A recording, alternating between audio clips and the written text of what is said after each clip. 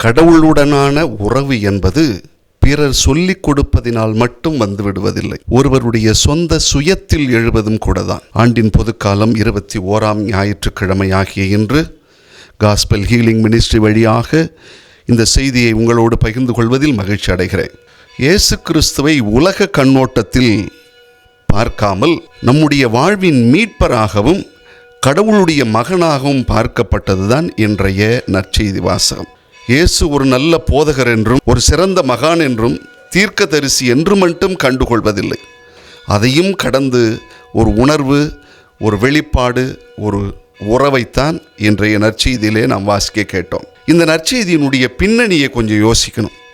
இயேசு தன்னுடைய சீடர்களோடு பிலிப்பு செசாரியா பகுதியில் கடந்து செல்கிற பொழுது அவர்களிடத்தில் கேட்கிற ஒரு கேள்வி இது. இந்த பிலிப்பு செசாரியா என்பது ரோமை பேரரசின் கீழ் இருக்கிற இடம்.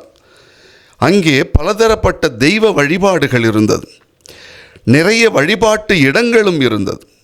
இந்த சூழலில்தான் இயேசு இந்த கேள்வியை கேட்கிறார். இந்த இடங்கள் பிறகு ரோமை பேரரசரான அகஸ்து சீசருடைய ஆலயமாகவே மாறியிருந்த இடம் அந்த இடம். இந்த இடங்களில்தான் இயேசு இந்த கேள்வியை கேட்கிறார். இதில் இந்த கேள்வியில் 2 இருக்கு.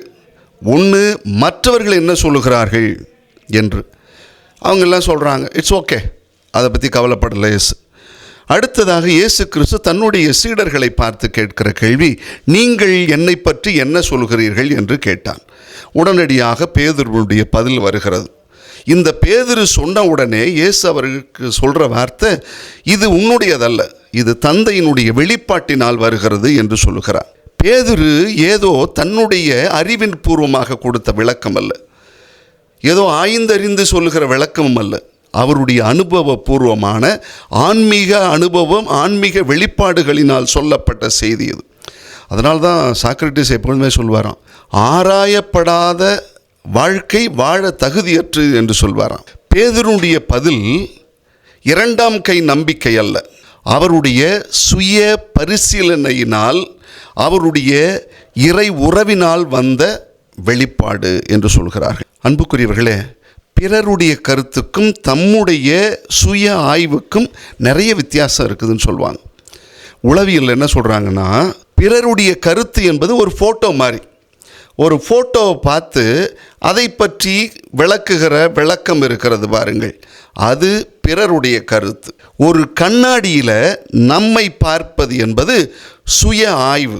நம்மை நாம் நேரிலே பார்ப்பது போல தம்மை பற்றி ஒரு ஆழமான உறவு நிலையில் நம்மை பற்றி விளக்குகிற ஒரு நிலை, இது மிரரில் நம்மளை பார்க்குற மாதிரி என்று உளவியலில் விளக்கம் கொடுப்பாங்க. கடவுளை பற்றிய ஒரு ஆழமான அறிவும் புரிதலும் எப்படிப்பட்டதாக இருக்கும் என்று நினைத்த பொழுது எனக்கு விவிலியத்தில் யோபு புத்தகம் 42வது அதிகாரம் 5வது வசனத்தில், உம்மை பற்றி காதால் மட்டுமே கேள்விப்பட்டேன், ஆனால் இப்பொழுது என் கண்களே உம்மை காண்கின்றன என்று சொல்லி கடவுளுடைய இறை அனுபவத்தை இவர் வெளிப்படுத்துகிறார். எப்படின்னா, இந்த வாழ்நாள் முழுவதும் அவர் பட்ட கஷ்டம் எல்லாத்தையும் கடந்து இறைவனை எப்படி அனுபவித்திருக்கிறார் என்பதை அவர் இவ்வளவு நாள் நான் காதால் கேட்டு கேட்டு பார்த்தேன், இப்போ தான் என் கண்ணாலேயே நான் பார்க்குறேன், இதுதான் ஆண்டவர் என்பதை நான் உணர்ந்து கொள்கிறேன் என்று பதிவு செய்கிறார். இன்னொரு உதாரணத்தையும் நான் உங்களுக்கு காட்ட விரும்புகிறேன். கல்கட்டாவில் தெருவோரம் இருந்த ஏழை எளிய வயதான கைவிடப்பட்ட சிறுவர்களுக்கு, நோயாளிகளுக்கு பணியாற்றி கொண்டிருக்கிற பொழுது அவருடைய பணியை பார்த்து அவரை சார்ந்தவர்கள் எல்லாரும் கேட்டார்களாம். எப்படி கேட்டாங்க? அம்மா, இவ்வளோ பணி செய்கிறீங்க, உங்களுக்கு இயேசு கிறிஸ்து யாருமா அப்படின்னு சொல்லி கேட்டாங்களாம். அதற்கு அன்னை தெரசால் மிக அற்புதமான ஒரு பதிலை கொடுத்தார். என் வாழ்க்கையில் இயேசு கிறிஸ்து என்பவர் என் வாழ்க்கையின் ஒளி, இருதயத்தின் அன்பு, நான் சந்திக்கும் ஏழைகளினுடைய முகம், என் பலவீனங்களின் பலம், நான் தேடும் ஒரே மெய்ப்பொருள் என் ஆண்டவர் இயேசு கிறிஸ்து. அவர்தான் உண்மையிலேயே என் பார்வையில் இயேசு கிறிஸ்து என்பவர் என்று சொன்னார்களாம். இன்னொரு கதாபாத்திரத்தையும் உங்களுக்கு ஞாபகப்படுத்தணும். தஞ்சையில் வாழ்ந்த வேதநாயக சாஸ்திரியாரை பற்றி நீங்கள் கேள்விப்பட்டிருப்பீர்கள். அவர் இயேசு கிறிஸ்துவை ஏற்றுக்கொண்ட பிறகு வறுமையும் புறக்கணித்தலையும் அதிகமாக சந்தித்தார். அவ்வாறு சந்தித்த அவர் அப்பொழுது வாழ்ந்த மன்னர் சரபோஜியினுடைய அவையில் இவருக்கு ஒரு உயர்ந்த பதவியும் சிறந்த புகழும் இவருக்கு கொடுக்கிறேன் அப்படின்னு சொல்கிறார். அப்படி சொல்லப்படும் பொழுது இவர் இயேசு கிறிஸ்துவை மறுதலித்து விட்டு வர வேண்டும் என்று சொல்லி, ஆனால் அவர் அதை செய்யலை. அவர் பெரிய கஷ்டத்தெல்லாம் அனுபவித்தார்.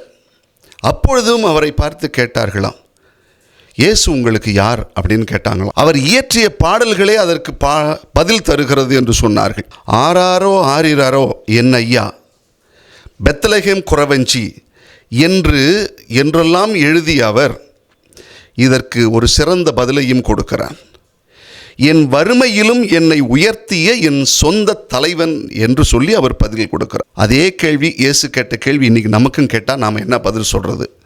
அதை எப்படி சொல்வதற்கு வழி இருக்கா அப்படின்னா, ஒரு சின்ன ஒரு 3 குழு வழிமுறையை சொல்கிறேன். அதுக்கு பிறகு நீங்கள் இயேசு யார் என்பதை உணர்ந்து கொள்ளுங்கள். முதலாவதாக, சொற்களால் அல்ல, செயல்களால் இயேசு எனக்கு யார் என்பதை காட்ட வேண்டும்.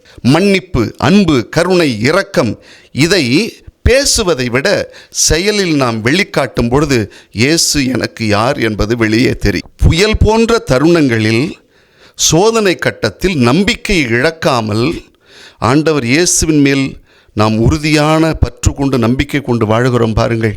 இதெல்லாம் இயேசு எனக்கு யார் என்பதை எடுத்து காட்டும். தனிப்பட்ட வாழ்வில் இயேசு என்னை எப்படியெல்லாம் வழிநடத்தி கொண்டு போகிறார் என்பதை அனுபவமாக பிறரோடு பகிர்ந்து கொள்ளும் பொழுதெல்லாம் இயேசு எனக்கு யார் என்பதை வெளிக்காட்டும்.